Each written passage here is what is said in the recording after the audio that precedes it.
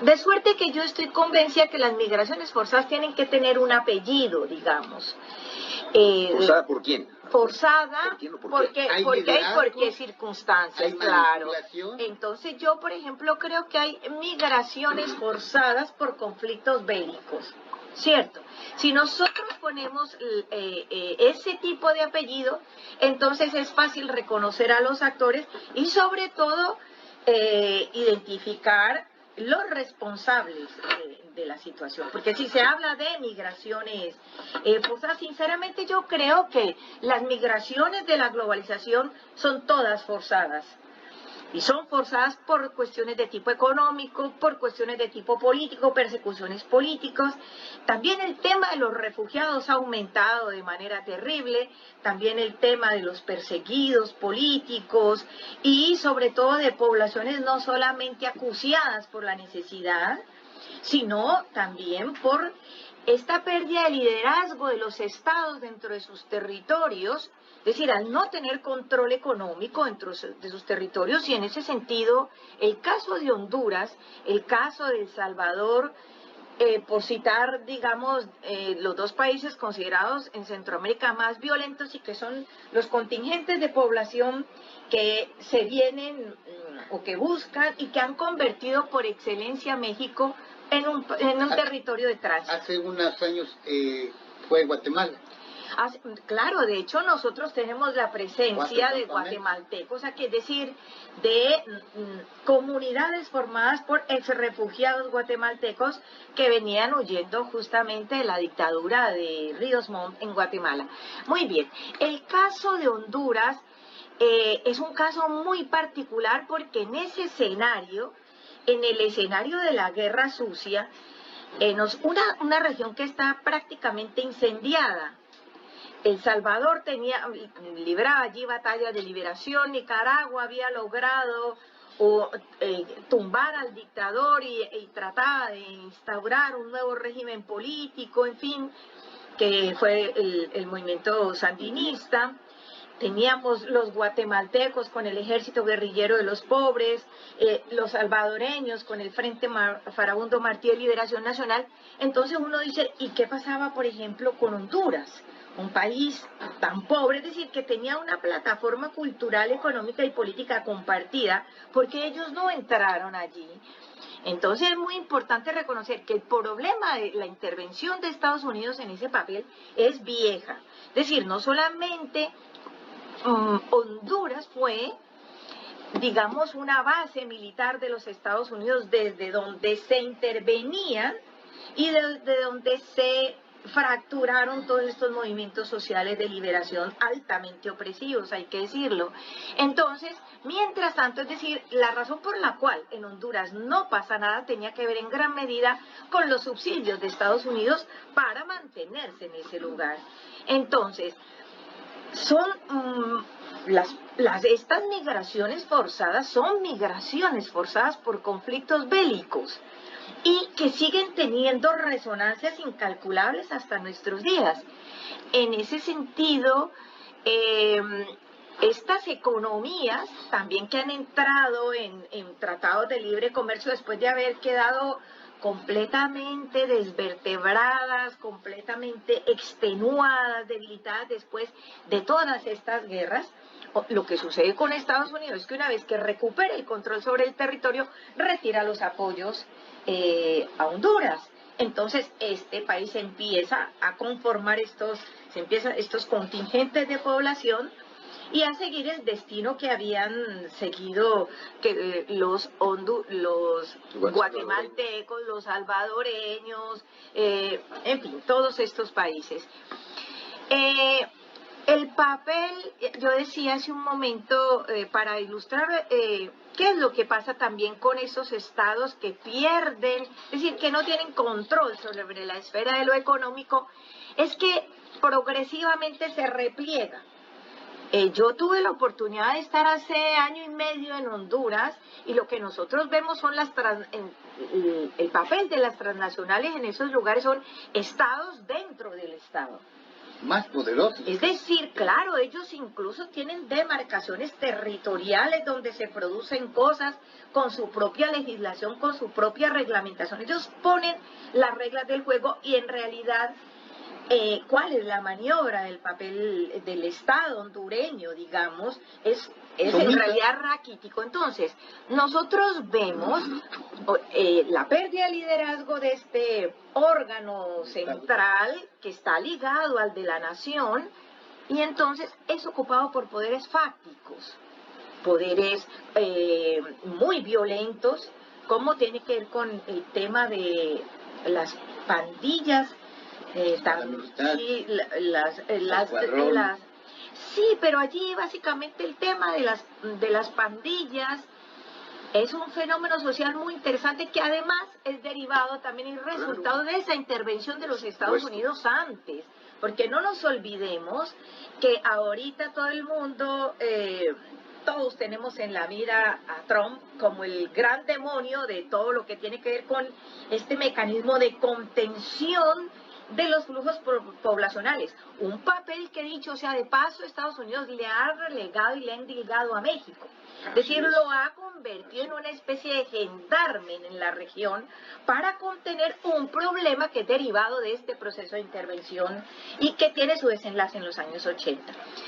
O alcanza más bien su cúspide a todo lo largo de los años 80 y gran parte de los años 90. Entonces, lo que no podemos es perder de la vista es que el gran creador y artífice de todo esto fue Barack Obama. Barack Obama, que aparece y salta a la palestra de la historia como con este asunto de lo políticamente correcto, con este asunto de los derechos humanos. Y hasta fue mentira, Premio Nobel de la Paz, cuando en realidad todos estos flujos de población y todo este mecanismo de represión es con Bush, por ejemplo, eso hay que decirlo, que se enlaza el tema, se enlazan dos elementos fundamentales y es terrorismo y migración, con la caída de las Torres Gemelas, con el atentado a las Torres Gemelas. Bien, pero es Barack Obama quien pone en ejercicio, digamos, de manera muy contundente,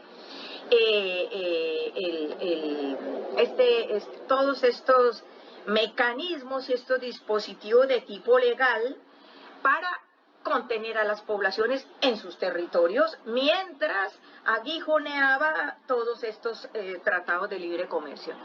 Con Bush, el fenómeno de las maras cobra muchísima relevancia porque esos muchachos fueron hijos de los que salieron acuciados por la guerra, esa migración forzada, y después en un ejercicio geométrico, una ecuación geométrica demencial, a mi juicio, devuelven a esos muchachos, son los muchachos que llegan a El Salvador, ni siquiera hablaban español. Es decir, eran muchachos que habían, claro, son deportados, sí, porque no es lo mismo una migración de retorno que ser deportado.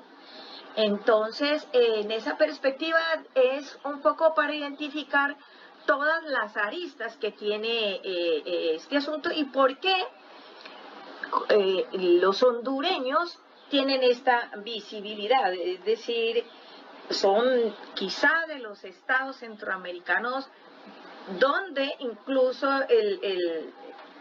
uno de los momentos claves, fundamentales, donde uno pensaba que ese país podía entrar hacia caminos democráticos, fue con el presidente Manuel Zelaya y nosotros vimos el golpe de Estado que se dio allí. 2009. 2009, sí. Entonces, ¿2009? Sí. 2009, exacto. Hace 9 años ya. Mire, hace 9 años ya. De junio a noviembre. Mientras tanto, ese país va en picada y no hay manera.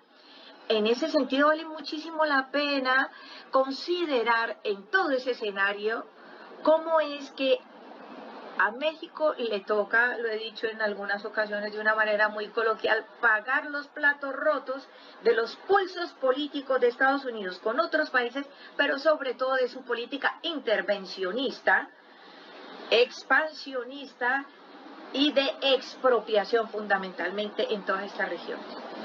¿Algo más que añadir a esto? Sí, bueno, de verdad, Mario, Eliana, me congratulo mucho de este programa, con esta temática, porque Eliana es la primera voz de los académicos quintanarroenses que expresa sus hallazgos de investigación de décadas en torno a la temática que para nosotros es coyunturalmente muy importante, la migración forzada por motivos bélicos, a ponerlo con apellido, de los hermanos hondureños. La tercera razón por la que es muy importante, yo mencioné dos, pero la tercera razón por la que este movimiento migratorio es especialmente importante para Chetumal es justamente por la que ya mencionaron ambos. Los antecedentes de, eran otros tiempos, ¿no? De la acogida en México de migrantes, refugiados, ahora ya mexicanos de pleno derecho, en Mayabalam, Cuchumatán, Los Lirios, etc. Por cierto, y por cierto, sujetos objeto de aceleradísimos procesos de transformación social en su estructura. Sobre esto hay un experto en la UCRO también, creo que es doctor Alberto Ortiz, que estudió como su tesis de licenciatura procesos de cambio en descripción monográfica de Cuchumatán, y como tesis de maestría procesos de cambio en la estructura social. Ahora la estructura social es radicalmente diferente a la que tenían. Si usted va ahorita a Cuchumatán no lo va a reconocer, porque los valores han cambiado enormemente, y yo creo que para mal, en un proceso de 25 o 30 años. Bueno, sobre esto Alberto Ortiz es muy bueno. ¿Sí lo conoce usted? No, no lo conozco. Bueno, y me da, esa es la tercera razón, me da mucho gusto de veras, doctora, que esté aquí, yo tengo el privilegio de compartir con Mario y con usted. No, pues es justo. Y lo otro que quería mencionar es que es importantísimo que instituciones académicas formalmente abocadas al estudio de fenómenos como fenómenos sociales, eventos sociales como es, mira, mutus mutandis, nada, no dice nada. Uno esperaría que ahorita estuviera tomando la tribuna pública investigadores del Centro de Estudios sobre Estados Unidos, bueno, ahora se llama Centro de Estudios sobre América del Norte, de la UNAM, nada.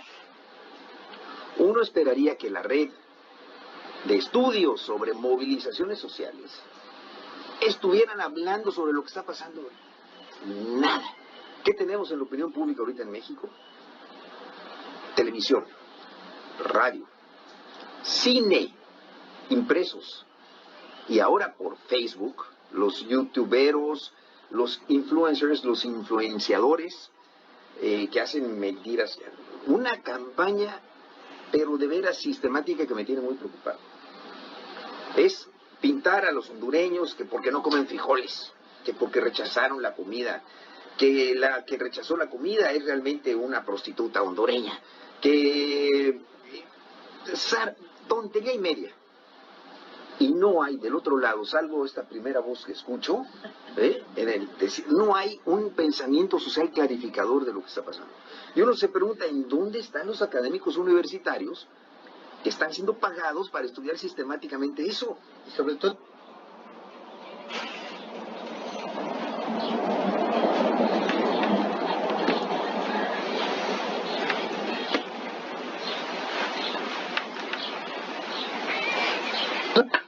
de información que nos han vendido, o que ha salido, de, por ejemplo, de desprecio de hondureños hacia la comida que se les da.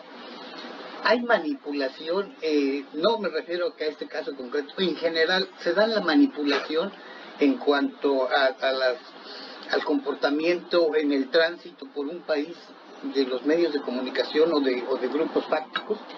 Claro, claro, es decir... ¿Y con qué motivo?